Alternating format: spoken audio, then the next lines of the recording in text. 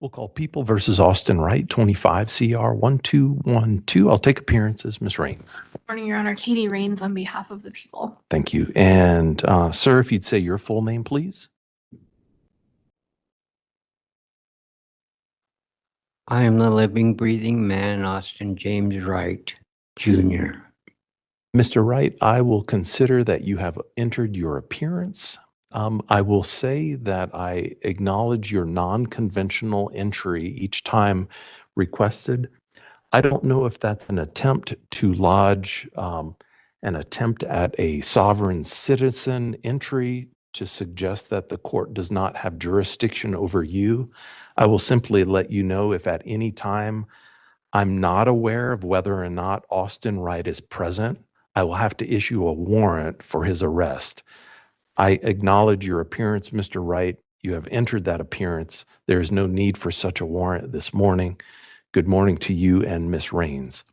We're set for motions, and the reason the court set this motions, and it was an additional motion setting because the court wanted to make very clear to Mr. Wright that we were set for this motions and that the court wanted to clarify any motions filing deadline and the court's deadline for any plea cutoff. I acknowledge Mr. Wright's previous filing as it relates Mr.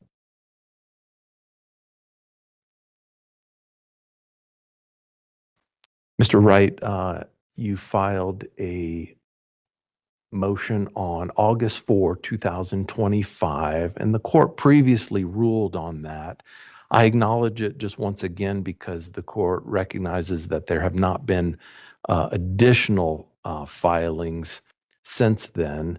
The court recognizes the motion is based on a concept of corpus delicti. The court's already ruled, and Ms. Raines, let me look to you and ask you just to bring me up to speed on status, and I'll give Mr. Wright the same opportunity. Yes, Your Honor. An offer has been extended. I can make a lawful record. My understanding is that Mr. Wright does not wish to accept the plea offer and wishes to have a jury trial. Mr. Wright, is that your understanding? Is that what you don't want to accept the offer and you want to go to trial? It is your right. I'm just making sure to clarify. Well, there's a bunch of things that I have questions about. Welcome back to the courtroom where logic goes to die and living, breathing men try to outsmart the law. Today, we're witnessing a legal train wreck in slow motion. We have Austin Wright Jr., a sovereign citizen, grandpa facing 8 criminal charges, including 2 serious felonies. Now, most people in his shoes would be clinging to their defense attorney, but not Austin. He's decided to go pro se, rejecting a plea deal that could have saved him years of his life. Why? Because he believes he's discovered a legal cheat code that makes him immune to the court's jurisdiction. In this first part of our breakdown, we're diving into his pretrial hearing. You're going to see a judge who is trying to protect the defendant's rights while the defendant actively tries to sabotage them. We've got non-conventional entries, demands for financial interest, disclosures, and a total rejection of a plea deal that's about to leave him standing alone in front of a jury. Buckle up, because this is a masterclass in how to turn a manageable legal issue into a life-altering catastrophe. Are those questions that you think you might wish to ask a lawyer? All right. Are there just personal questions that you are contemplating in your mind, or the questions you wish to ask Ms. Raines or the court? Questions I'd like to ask her. All right. On the record. Well, I can't be part of your negotiations with. It's not a negotiation. Help me understand, for example, what I'm you're just trying to. Mr. Wright, hold on. We're going to talk one at a time. And so help me understand the nature of the questions you'd like to ask Ms. Raines. The nature and cause of this action. Mr. Wright, have you received the discovery in this case? Those are the police reports. Some of them I still have. I was called yesterday that there's more discovery that I have to pick up All right. today. Ms. Raines, any record on Mr. Wright's obtaining the discovery in this case? I actually don't have a note from our discovery department about whether he did pick up the initial batch. I can tell the court there are, I think, two new documents. One is a CV for a crime scene analyst who fired a weapon, and another is a criminal history for the traffic victim in the case. The rest of the reports should have been available to him, and so if he did pick up initial discovery, he should have all of those initial police reports. All right. So, Mr. Wright, I'll let you speak with Ms. Raines. I'm not going to facilitate a discussion. I've given you an opportunity to file motions for me to entertain today. What I'm going, I filed a motion, sir, and you set a hearing for it, and it was never heard, and you denied it. So I understand that I don't get a fair hearing here in this court. And there it is, the classic sovereign citizen opening line. By identifying as the living breathing man, Austin is attempting to separate his physical self from the legal person or corporate fiction he believes the court is actually prosecuting. It's a pseudo-legal tactic designed to challenge jurisdiction right out of the gate. But notice how the judge handles this. He doesn't take the bait. He acknowledges the non-conventional entry but immediately shuts down the game by threatening an arrest warrant if Austin Wright, the name on the docket, doesn't stay present.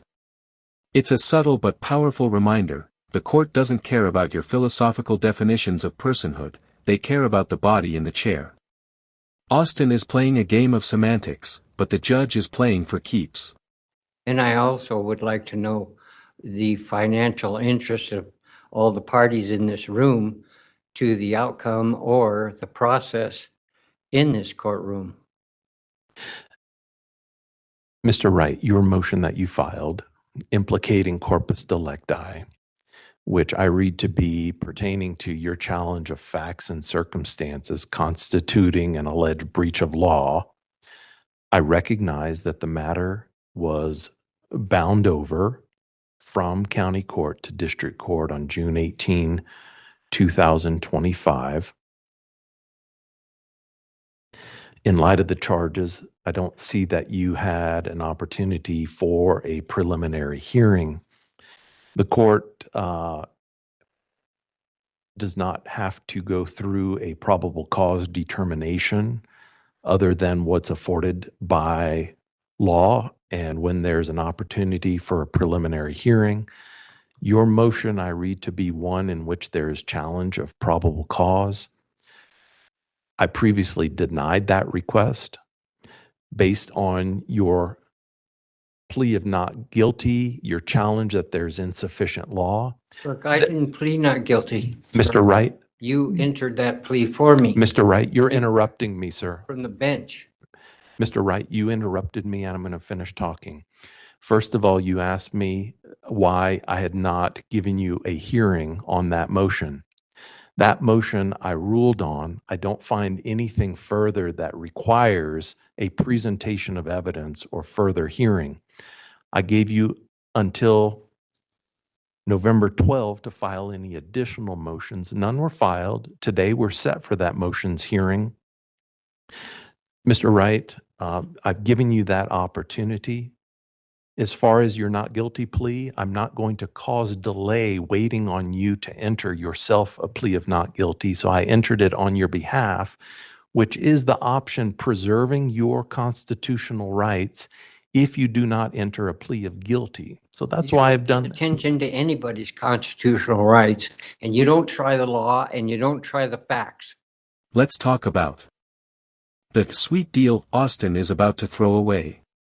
The prosecution has extended a plea offer that reportedly drops 2 felonies down to a single misdemeanor. In the legal world, that is a gift. Felonies carry prison time, loss of voting rights, and firearm restrictions. A misdemeanor is often just probation or a fine. But Austin's response isn't relief, it's confusion. He claims he has questions and wants to discuss the nature and cause of the action. This is a common SOVCIT trope where they demand the court prove its authority before they'll even discuss the charges. He's looking for a trapdoor in the law, but he's actually walking right into a prison cell by refusing to even hear the details of the offer. Mr. Wright, we don't have a jury trial. Today is not the jury trial in which we are going to try the facts. Now, Mr. Wright, I'm going to give Ms. Raines an opportunity to explain what the plea offer is. And Ms. Raines, if as part of the Lafler-Frye you wish to go through the present 8 charges in which the court has entered a plea of not guilty on behalf of Mr. Wright, discussing what the possible penalties are, the court would accept that as part of the record. Mr. Wright, do you have something to write with? Yes. All right. If you wish to take notes of this, I'm going to ask if you've heard, understood this.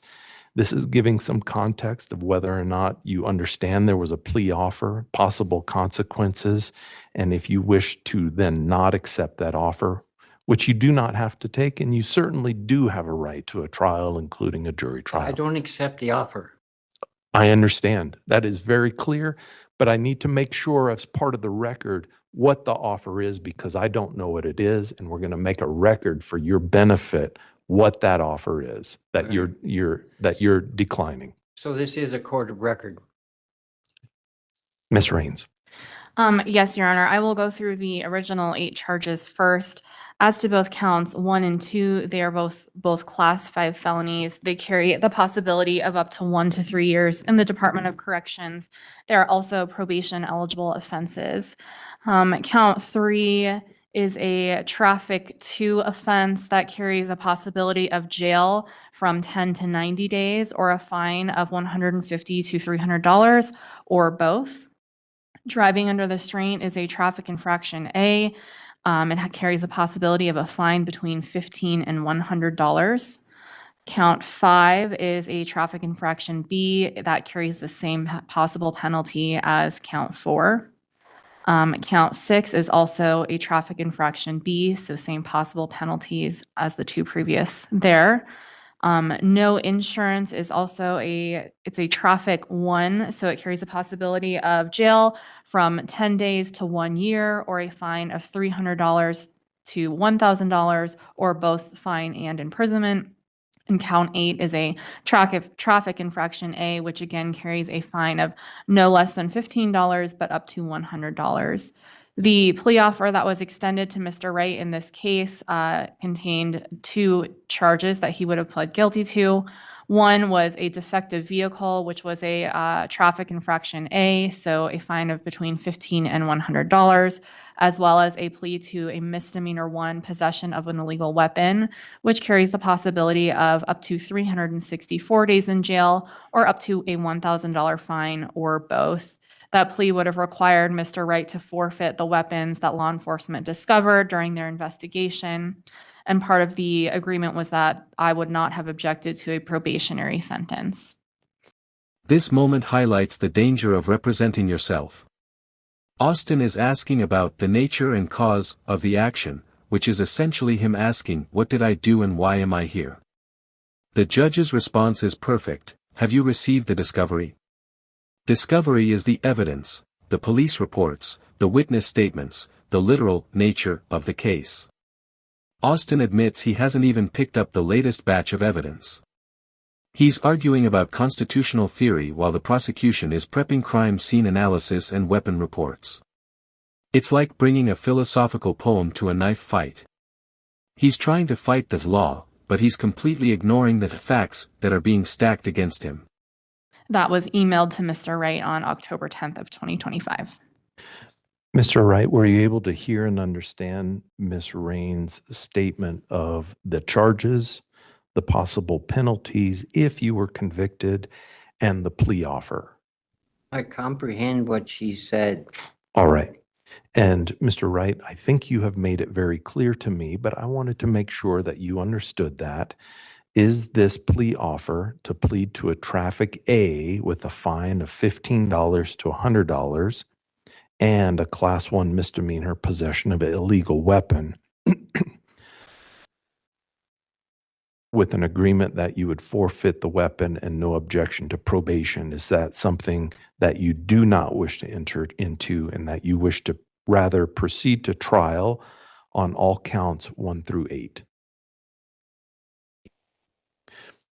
I want to first know who the injured party is. Mr. Wright, let me ask you this. Do you want to enter into this plea agreement or decline it and go to trial?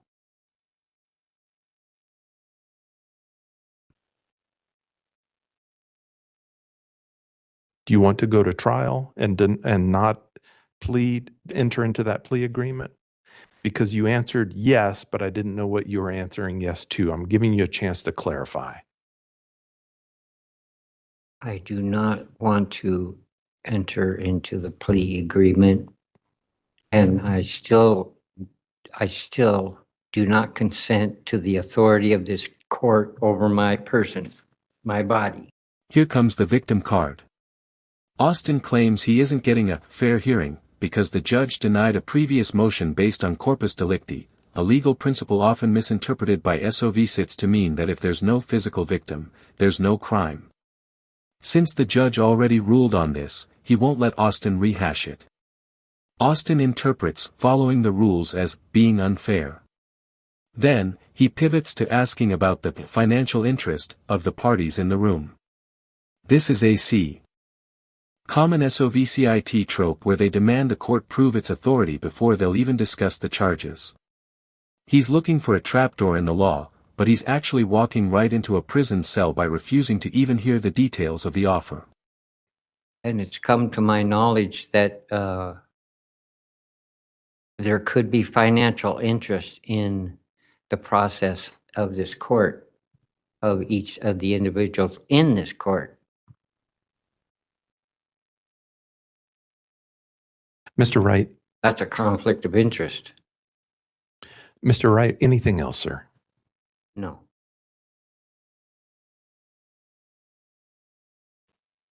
Does the prosecutor make any verified claim under penalty of perjury? So to the extent that there was any request under Rule 97, the court does not self-recuse. The court does not recuse based on the oral request, suggesting that the court has any personal interest in the outcome of this matter. It does not.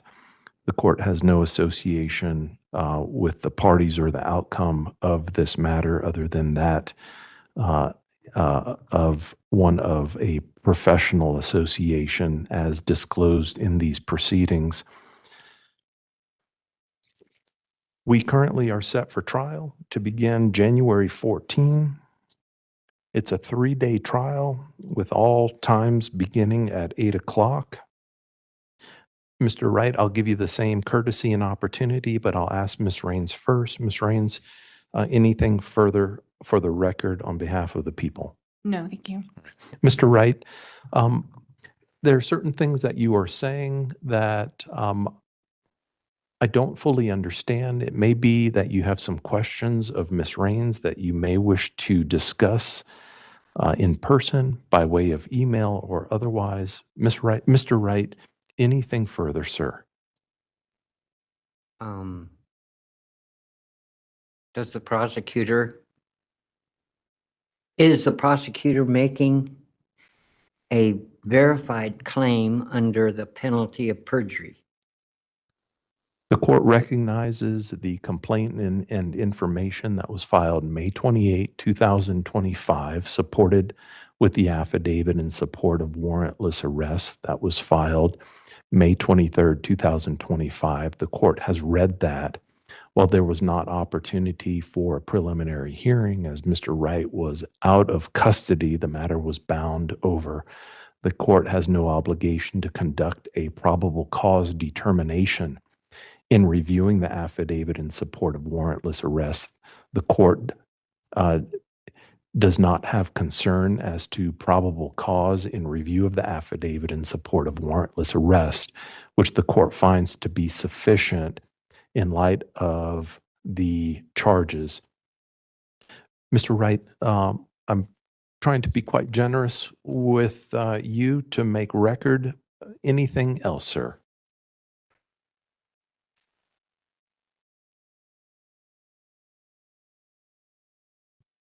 No. This moment highlights the danger of representing yourself. Austin is asking about the nature and cause of the action, which is essentially him asking, what did I do and why am I here? The judge's response is perfect. Have you received the discovery? Discovery is the evidence, the police reports, the witness statements, the literal nature of the case. Austin admits he hasn't even picked up the latest batch of evidence. He's arguing about constitutional theory while the prosecution is prepping crime scene analysis and weapon reports. It's like bringing a philosophical poem to a knife fight. He's trying to fight the law, but he's completely ignoring the facts that are being stacked against him. No? All right. With that, we'll continue with trial. Mr. Wright, you continue if you wish. An option that you have is to obtain counsel. There is time. Our jury trial is set for January 14 at 8 o'clock right back here. Counsel, what I would like to address are some pretrial issues that I think it may be best to just address now rather than conducting another appearance unnecessarily.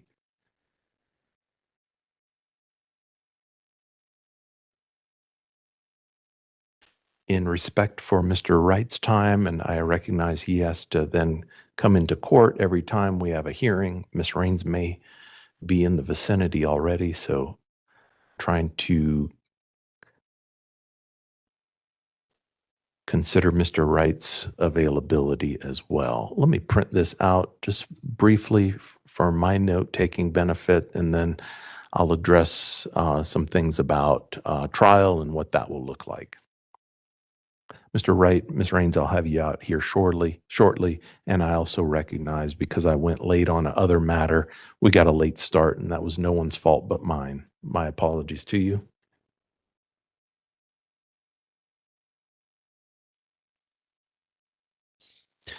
So we're set for a 3-day trial. Either of you have any reason to believe that we'll need less time than that?